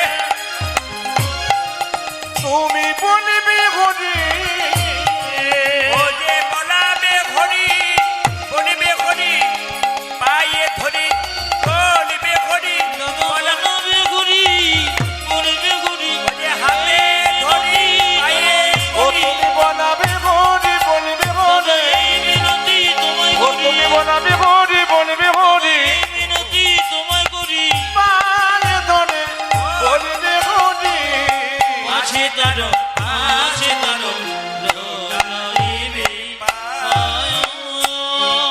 যারা স্বামী স্ত্রী দুজন এসছেন তারা ভালো করেছেন, যারা একা এসছেন তারা শুনে যাবেন।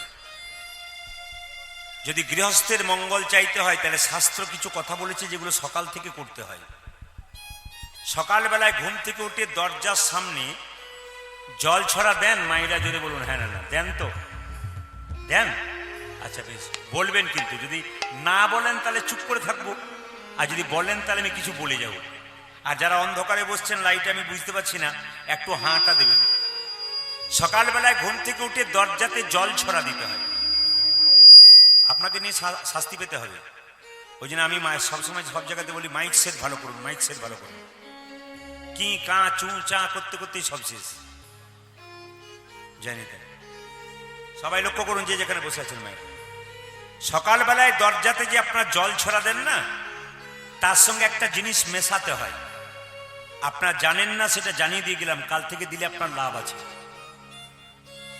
জলের সঙ্গে শুধু জল ছড়া দেন না কিছু মেশান? জোরে বলুন কিছু মেশান? হ্যাঁ, বাহ, ভেরি গুড, খুব সুন্দর কথা বলেছেন। আপনাদের সঙ্গে আমাদের মিল আছে, কিন্তু আপনাদের পশ্চিম মেদিনীপুর না পূর্ব? ও ঝাড়গ্রাম হয়ে গেছে, হ্যাঁ ঝাড়গ্রাম, বাস ঝাড়গ্রাম। আপনার সঙ্গে আমাদের বীরভূমে মিল আছে, বীরভূম বাঁকুড়া পুরুলিয়ার মিল আছে। কি মিল আছে বলুন তো? এখানকার মায়েরা সকালবেলায় ঘুম থেকে উঠে দরজাতে গোবর জল ছড়া দেয়। শুধু জল ছড়া দেবেন না, গোবর দেবেন। কেন বলুন তো মায়েরা? একটা গাভীর শরীরে 33 কোটি দেবদেবী আছে। গাভীকে আমরা মা বলি কেন? একটা গাভীর শরীরে 33 কোটি দেবদেবী আছে। একটা অনুরোধ করে যাব যারা কীর্তন শুনছেন, আপনি যে গাভীর দুগ্ধ পান করলেন সারা 10 বছর ধরে, 5 বছর ধরে, কিছু মনে করবেন না, তার যখন বয়স হয়ে গেল তখন আপনি কসাইখানায় বিক্রি করে দিলেন, এ কাজ আপনারা করবেন না। কেন বলুন তো? আপনি হয়তো তাকে বিক্রি করে কিছু টাকা পেলেন, কিন্তু ওনার চোখের জলটা আপনার সংসারকে অভিশপ্ত করে দেয়। এই জন্য মন দিয়ে শুনে নেবেন, গাভী আপনাকে 5 বছর ধরে, 4 বছর ধরে দুগ্ধ খাওয়াচ্ছে, মানে মায়ের সমান। ওই জন্য গাভীকে শাস্ত্রে গৌমাতা বলা হয়। এই জন্য আপনার গৌমাতা যদি আপনাকে দুগ্ধ দেয়, মানে আপনার মা, আপনি সেটাকে পুষ্টল হচ্ছেন। সে যখন বয়স হয়ে যাবে, আপনার বাড়িতেই কষ্ট পাক, যত্ন করুক, ডাক্তার দেখান, সে দেহ রাখবে, তাকে মাটিতে পুঁতে দেবেন, তবু আচ্ছা, কিন্তু কোথাও বিক্রি করে দেবেন না কয়েকটা টাকার জন্যে। তার চোখের জলটা সংসারে অভিশপ্ত করবেন না, এটা অনুরোধ করে গেলাম। কিন্তু সবাই রাখবেন কি না রাখবেন সেটা আপনার ব্যাপার, শুধু হিন্দু হয়ে বলে গেলাম এই জায়গাটা একটু মাথায় রাখবেন। গাভীর শরীরে 33 কোটি দেবদেবী আছে, একজন জায়গা পায়নি, মা লক্ষ্মী। মা লক্ষ্মী কাঁদতে কাঁদতে গাভীকে বলেছিল, মা তোমার শরীরে সবাই জায়গা পেল, আমি পেলাম না, আমাকে একটা জায়গা করে দাও। গাভী বলেছিল, শোনো মা লক্ষ্মী, আমার একটা জায়গা ফাঁকা আছে, আমার গোবরটা, তুমি যদি গোবরের মধ্যে যেতে পারো তাহলে আমি তোমাকে থাকতে পারি। স্বয়ং মা লক্ষ্মী গোবরের মধ্যে গিয়েছিলেন, ওই জন্য গোবর হচ্ছে লক্ষ্মী। সকালবেলায় জল ছড়ার সময় যদি গোবর দেন তাহলে স্বয়ং মা লক্ষ্মী আপনার দরজায় নিতাই গোল হরি বল বলে আমি। বুঝতে পেরেছেন কেন গোবরটা দেন? জেনে নিতে হবে। তবে সূর্য ওঠার আগে দেন না সূর্য ওঠার পরে দেন? মায়েরা জেনে বলুন, সূর্য ওঠার আগে না সূর্য ওঠার পরে? হ্যাঁ, সূর্য ওঠার আগে যদি কেউ দরজায় জল ছড়া দেয় তবে শুধু মা লক্ষ্মী নয়, 33 কোটি দেবদেবী আসা যাওয়া করে। আর সূর্য ওঠার পরে কেউ যদি দরজায় জল ছড়া দেয় তবে যমরাজা খাতা কলম নিয়ে দাঁড়িয়ে থাকে, কজন মেম্বার আছে, কাকে ক নম্বরে নিয়ে যাবে, সিরিয়াল করতে থাকে। আপনারা কোনটা করবেন সেটা আপনাদের কাছে। জম নেবেন না আপনি 33 কোটি দেবদেবী নেবেন? আসুন, আজকে আমরা গৌরচন্দ্রিকা শেষ করে আমরা লীলার মধ্যে প্রবেশ করব। সবাই মন দিয়ে শুনবেন, একসঙ্গে হাত তুলে সবাই মিলে তালি দিয়ে গাইব প্রেমানন্দে। একসঙ্গে মায়েরা, একসঙ্গে প্রেমানন্দে, একসঙ্গে হাত তুলুন। প্রেমানন্দে মেতে হরি বলো, হরি বলো। আজকে গ্রামের মাটিতে হরি নামের বন্যা যে এলো। প্রেমানন্দে প্রেমানন্দে হরি বলো, হরি নামে বন্যা যে এলো। প্রেমানন্দে, হ্যাঁ দাঁড়ান দাঁড়ান, একটু হাততালি দেবেন সবাই। যারা আছে তিনি দেবেন, যার হাত নাই তার দেওয়ার দরকার নেই। দেখি কার কার হাত আছে। আর যদি মনে করেন, দাঁড়ান, যদি মনে করেন প্রদীপ পাল দেখতে পাচ্ছে না, প্রেমানন্দে মেতে এরকম করেন, তাহলে ও আমি দেখতে পাচ্ছি না, উনি কিন্তু দেখছেন। রাস্তা দিয়ে পেরোচ্ছেন, বসো, ওরা দেখতে পাচ্ছেন 500 টাকার নোট পড়ে আছে, রাস্তা দিয়ে পেরিয়ে চলে যাচ্ছেন, আপনি টাকাটা পকেটে গুঁজে দিলেন, ভাবলেন কেউ দেখতে পেল না, একজন দেখলেন, উনি। কেন? আপনি অন্যায় করলেন, আপনি কাউকে ঠকাচ্ছেন। উনি ধরুন আপনার পাশে যিনি বসে আছেন, আপনি ওনাকে ঠকাচ্ছেন কোনো কারণবশত, ভাবছেন আমি খুব চালাক করে ঠকিয়ে দিলাম, কেমন দিয়েছি। আপনি দেন নাই, উনি ঠকেন নাই, আপনি ঠকলেন। কেন? খাতাতে নাম লেখা চলছে। আজকে পাবেন না, পরে পাবেন। চাকরিতে যোগ দিয়ে কি ঢুকেই বেতন পাওয়া যায়? 1 মাস পরে পাওয়া যায়। ঠকাবেন তখন পাবেন না, যখন ঠকানোর পর বুঝবেন আমি খুব রাজা হয়ে গেলাম, ভালো হয়ে, তখন আপনি পাবেন আস্তে আস্তে। এই জন্য কাউকে ঠকাবার চেষ্টা করবেন না। গোবিন্দ যেটুকু দিয়েছে পরিশ্রম করে করুন, সেটুকু ভালোভাবে ব্যবহার করুন, দেখবেন আনন্দে থাকবেন। ডাল ভাত শাক ভাত খাবেন কিন্তু আনন্দে থাকবেন। হাত তুলুন সবাই মিলে একসঙ্গে, সবাই মিলে একবার 2 হাত তুলে একসঙ্গে, একসঙ্গে। প্রেমানন্দে মেতে হরি বলো, হরি নামের বন্যা যে এলো। প্রেমানন্দে মেতে হরি বলো, হরি নামে বন্যা যে এলো। প্রেমানন্দে মেতে হরি বলো, হরি নামের বন্যা যে এলো। প্রেমানন্দে মেতে হরি বলো, হরি নামে বন্যা যে এলো। এমন বন্যা দেখি নাই শুকনাতে তরাই, ডুবলো দেশের নর নারী জাতির বিচার নাই। এমন বন্যা দেখিল শুকনাতে তরাই, ডুবলো দেশে নর নারী জাতির বিচার নাই। আপনাদের এখানে সবকিছু ভালো লাগলো, একটা জিনিস খারাপ লাগলো বলবো না, বাদ দিয়ে দেবো, না বলাটা ভালো। এই প্রথম এসছি, বলবো না। খারাপ কিন্তু একটা লাগলো, বলবো? সাহস দিলে বললে বলবে, তাহলে বলেই ফেলি। আমার ভালো লাগলো কোনটা বলুন তো? আপনার সবাই তালি দিয়ে কীর্তন করছেন, এটা ভালো লাগলো। আর খারাপ লাগলো কোনটা? 2-4 জনকে আপনার দেখতে পেলেন না, আমি দেখতে পেলাম, ভদ্রলোক মতো দাঁড়িয়ে আছে আর কি, মানে এদের জন্য সনাতন ধর্ম করে বেঁচে যাবে আর কি, এদের জন্য হিন্দুত্ব বেড়ে যাবে। এই জন্য আপনাদেরকে বলবো, হ্যাঁ, উড়িষ্যা থেকে 2-4 জন এসছে, বাংলা বোঝে না বলে এরকম করে এখনো আছে। অন্য জায়গায় বললেই নামিয়ে দেয়, 2-4 জন নামিয়েছে, কিন্তু ভাবছে বেটা আমাকেই দেখছে আর আমাকেই বলছে। না না, আরে বাবা, হাত তুলতে হয়, যদি তুলবেন তাহলে লাভ আছে, আর না তুলবেন তো ঠকবেন। কেন বলুন তো? সবাই শুনবেন। আপনি তুলবেন না, আপনার ছেলে বড় হবে, ও তুলবে না, তখন বুঝবেন মজা আপনি কি শিক্ষা দিলেন। কালকে একটা বাড়িতে কীর্তন করতে গিয়েছিলাম, এরকম বাড়িতে, তো কীর্তন করতে গিয়ে পাশের বাড়ি একজন বয়স্ক বাবা বলছে, বাবা আমার স্ত্রী খুব কীর্তন শোনে, আসতে পারে না, তো বাড়িতে শুয়ে আছে, তো একবার বাবা তুমি দেখা দাও গা। তো দেখা দিতে গেলাম, চাটা খেলাম। তো উনি বসে আছেন ভদ্রলোক, পাটাকে লম্বা করে, আর ওনার একটা নাতি ওই রাস্তা দিয়ে পেরিয়ে গিয়ে পাটাতে ফট করে ঠেকিয়ে দিচ্ছে। প্রণাম কর, দেখছিস না কীর্তনিয়ে বসে আমার পায়ে পা ঠেকিয়ে দিল, প্রণাম কর। বলছে দাদু, বলে কি পরশু তারিখে বাবার পায়ে তোমার পাটা ঠিকলো, বাবা প্রণাম করে নেই, আমিও করব। তার মানে কি আপনি করবেন না, তা যাকে এরকম করেছিল বলে নামিয়ে দিয়েছিল, যেটা এরকম করেছিল না দু একজন না, এক আধজন কিন্তু সুপারির মতো আছে, বাইরেও রস নাই ভেতরেও রস নাই। ও বুঝতেই পারছেন আমি কি বলছি, বাংলা না হিন্দি বলছি। হাত তুলুন। প্রেমানন্দে মেতে হরি বল, হরি নামের বন্যা জেগে এলো। প্রেমানন্দে মেতে হরি বলো, হরি নামে বন্যা যে এলো। প্রেমানন্দে মেতে হরি বল, হরি নামের বন্যা জেগে এলো। মেতে হরি বলো, হরি নামে বন্যা যে এলো। এমন বন্যা দেখি নাই শুকনাতে তলাই, ডুবলো দেশের নর নারী জাতির বিচার নাই। এমন বন্যা দেখি নয়, শুকনো দিন নয়, ডুবলো দেশে নর নারী জাতির বিচার নয়। এমন বন্যা দেখি নাই শুকনাতে তলাই, ডুবলো দেশের নর নারী জাতির বিচার নাই। এমন বন্যা দেখি নাই শুকনোতে তলায়, ডুবলো দেশে নর নারী জাতির আরে বিচার বাবা, নাই। শুধু কি একটা হিন্দু ছেলে ডুবেছিল হরিনামে, একটা মুসলমানের ছেলে ডুবেছিল, তার নাম কি? ও দেখো হরিদাস, দেখো হরিদাস, দেখো হরিদাস, এই কাজের ছেলে, সেও বুঝি ডুবলো ভাই। দেখো হরিদাস, দেখো হরিদাস, দেখো হরিদাস, কাজী ছেলে সেও বুঝে ধনী ডুবলো। প্রেমানন্দে মেতে হরি বলো, হরি নামের বন্যা যে এলো। প্রেমানন্দে মেতে হরি বল, হরি নামে বন্যা যে এলো। আনন্দে মেতে হরি বলো, হরি নামের বন্যা যে এলো। প্রেমানন্দে মেতে হরি বলো, হরি নামে বন্যা যে এলো। প্রেমানন্দে মেতে হরি বল, হরি নামে বন্যা যে প্রেমানন্দে মেতে হরি বলো, হরি নামে বন্যা যে এলো। নয়নানন্দেতে ভনে, ভনে সেই তো সকলই সকলি জনে সর্বসিদ্ধি পরতরে। তো হাত তুলে একবার সবাই মিলে বলুন রাধে রাধে। বাহ বাহ, খুব খুশি আমি, আপনাদের চরণে কোটি কোটি দণ্ডবাদ প্রণাম রইল। কেন বলুন তো, এত বৃষ্টি পরে আপনারা ভিজেতে বসেছেন, বড় খারাপ লাগছে আমার যে এত কষ্ট করে বসছেন, কীর্তন শুনছেন। ঈশ্বরের কাছে প্রার্থনা করি আপনাদের বাড়ি বাড়ি একটা করে কৃষ্ণ ভক্ত সন্তান হোক, এবং আপনাদের সকলের কৃষ্ণ কৃপা, গৌর কৃপা, নিতাই গৌর। বল হরি বল।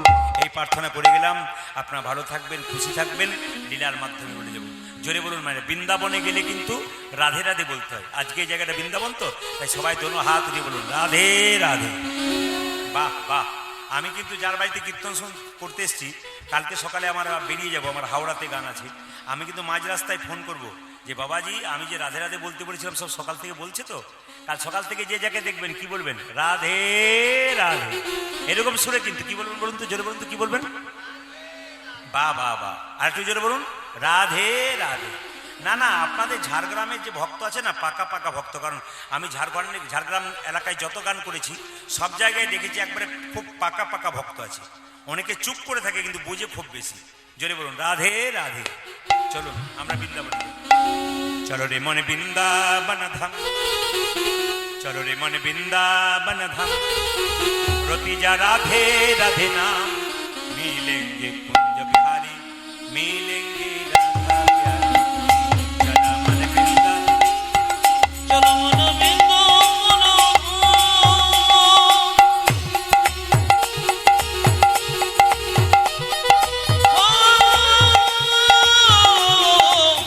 চলো মন বিন্দু মন ধামের বিজন রাধারাম মিলেঙ্গি কুঞ্জ বিহারি, মিলেঙ্গি রাধা প্যারি, মিলেঙ্গি কুঞ্জ বিহারি, মিলেঙ্গি রাধা প্যারি। চল আমার বৃন্দাবন ধাম।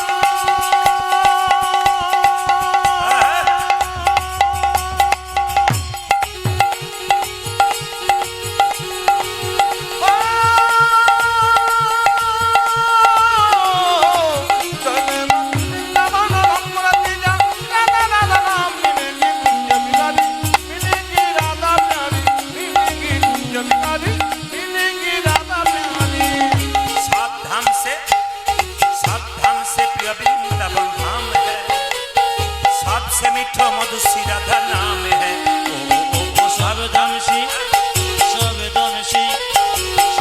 से प्रिय वृंदावन धाम है, सबसे मीठा मधुर से राधा नाम है। धाम से सब धाम से सब धाम से सब धाम से प्रिय वृंदावन धाम है सबसे मीठा मधु श्री राधा नाम है ও সবে ধামতে দেখো সবে ধামতে দেখো সবে ধামতে প্রিয় বৃন্দাবন ধামে সবে সে মিঠো মধুতে রাধা নামে গে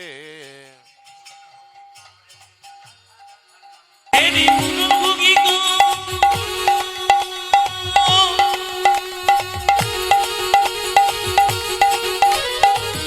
मॉनिटर बढ़ाओ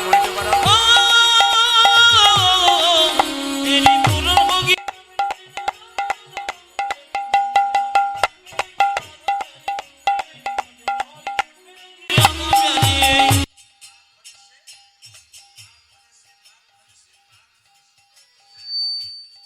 के माइंडের কি একটা কথা বলে যায় বৃন্দাবনে গেলে দেখবেন সকালবেলায় সবাই একবারে ঘুম থেকে উঠে পাতক্রিয়া সেরে একবারে যমুনায় চলে যায় স্নান করে আর স্নান করার পরে ওদের একটা কাজ কি মন্দির পরিক্রমা করা আপনারা যারা কীর্তন শুনতে এসছেন কাল থেকে এই কাজটা করুন সংসারে শুধু খাওয়া দাওয়া কর্ম করা এটা কাজ নয় আপনি রোজগার করলেন খেলেন ঘুমোলেন এটা আপনার কাজ নয় এটা অবশ্যই কাজ সংসার করতে হবে কিন্তু সংসারে গোবিন্দের কৃপা পেতে গেলে কিছু করতে হবে ভগবানের জন্য কিছুই করবেন না আর বিপদে পড়লে ভগবানকে ডাকবেন বাড়ির কেউ আপনাকে দেখবে না একবার মাথায় রাখবেন মায়েরা যতক্ষণ সংসারে কর্ম দিচ্ছেন সংসার ভালোবাসছে আপনার শরীরে কঠিন অসুখ হয়ে যাক 10 দিন আপনি শুয়ে থাকুন বাড়ির লোক বানাবেন আপনাকে এবার গেলেই বাঁচি দেখে নেবেন দাদা ভাইরা যতক্ষণ সংসারে টাকা দিচ্ছেন সংসার ভালোবাসছে আর সংসারে টাকা দেওয়া বন্ধ করুন সংসার আর আপনাকে ভালোবাসবে কি ভাববে এবার গেলেই বাঁচি এই যে সংসার স্বার্থপর এ শুধু নিতে জানে কিন্তু দিতে জানে না আপনি সংসারে কর্তব্য কর্ম করবেন কিন্তু আসল কর্তব্য ভুলবেন না নইলে কিন্তু পরে ঠকতে হবে আপনি বুঝতে পারবেন এই সংসারের জন্য এত করলাম শেষে কিন্তু কিচ্ছু দেখলো না আপনি ভাবছেন আমি চলে গেলে সংসার থাকবে না আরে বাবা কত রাজা এলো আর গেল সবার ছবিটা দেওয়ালে টাঙানো আছে ফুলের মালা পরানো আছে সংসার যেমনকার তেমন চলবে শুধু তুমিই চলে যাবে ওই জন্য বারবার বলবো যে আপনারা আসল কাজটা করবেন কাল সকাল থেকে যে যখনই স্নান করবেন যে যা কাজ করেন নিজের কর্ম করেন যখনই স্নান করবেন সবার কাছে নিবেদন রইল অন্তত হিন্দু জাতি হয়ে এক ঘটি জল তুলসী মন্দিরে দিয়ে 3 বার পরিক্রমা করবেন সবাই লক্ষ্য করুন 3 থেকে 4 বার পরিক্রমা করবেন কিভাবে পরিক্রমা করবেন যে ঘড়িতে যে কাঁটাটা যে দিক থেকে ঘোরে সেই দিকে পরিক্রমা করবেন ঘড়ির কাঁটা কিন্তু বাঁ দিক থেকে ডান দিকে পরিক্রমা করতে হয় করে এই জন্য দেখবেন তুলসী মন্দির যারা আছে বা ভগবানের মন্দির যেখানে আছে দেখবেন সবসময় বাঁ দিক থেকে ডান দিকে পরিক্রমাটা করবেন তাহলে দেখবেন আপনার লাভ আছে যদি সংসারে কেউ সমস্ত কিছুই করতে না পারে স্নান করার পর যদি একবার মন্দির পরিক্রমা করতে পারে বিরাট লাভ আছে আপনি ভাবতেই পারবেন না শুধু আপনার পাশের বাড়ি মেয়েটি করলো না আপনি করুন দেখুন ওর চাইতে আপনার লাভ হচ্ছে কিনা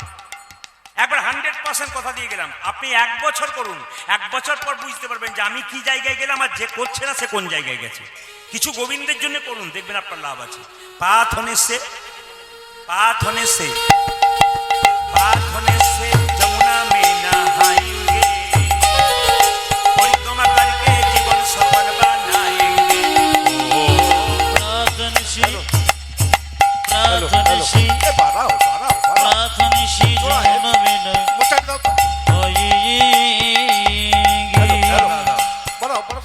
একে তো 3 জন বলছে না 2 জন বলছে তাও তোমার ক্ষমতায় দাঁড়াচ্ছে না 3 জনকে বলাতে পারছো না তুমি অথচ মাইক সেট এনেছো হ্যালো হ্যালো যেখানে 20,000-22,000 লোক যায় তোমাকে যদি নিয়ে যাওয়া হয় তাতে লোক তো অপমানে পড়ে যাবে হ্যালো হ্যালো কি আশা করবো তোমার একটা রিভার্ব দাও আরে কোনো টোন নেই মাইকে কিচ্ছু নেই মাইক সেটটা ভালো চালানো আমি ভালো টানি নিচ্ছি এটা অনেক কিন্তু এটা নয় এভাবে আমরা গান করি না এরকম মাইকে